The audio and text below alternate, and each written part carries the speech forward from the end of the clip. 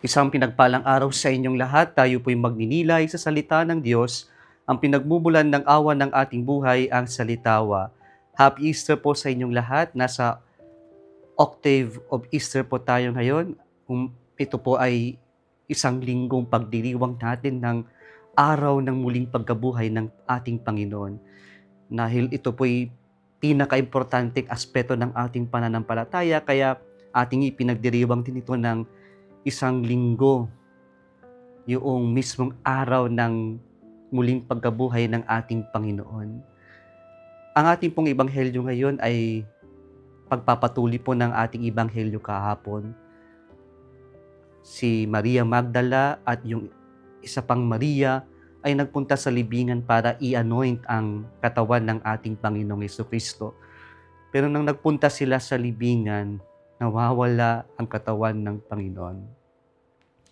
Sila ay nagluluksa at lalong naging mabigat ang kanilang pinagdaraanan nang matagpuan nilang nawawala ang labi ng Panginoon.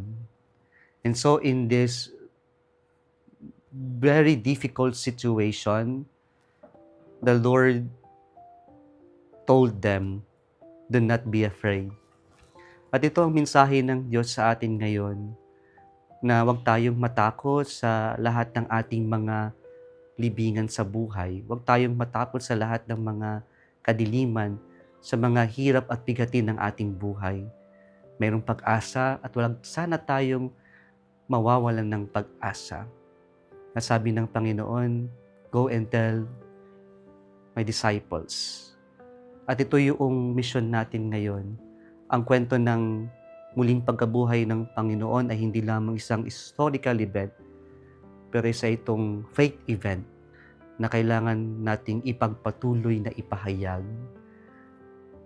Bawat isa sa atin na nakaranas ng presensya ng Diyos, Diyos na buhay, Diyos na muling nabuhay, ay may misyon na ipalaganap, ipahayag ang ating pananampalataya sa ating kapwa-tao.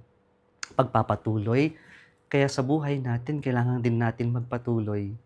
Ano man yung ating kasalanan, kabiguan na naranasan sa buhay natin, huwag tayong titigil, huwag tayong susuko, huwag tayong bibitaw. As the story of the resurrection continues, our story too continues. And let our story continue with the story of our Lord, of our God, who gives us the strength to move on or to continue in our life.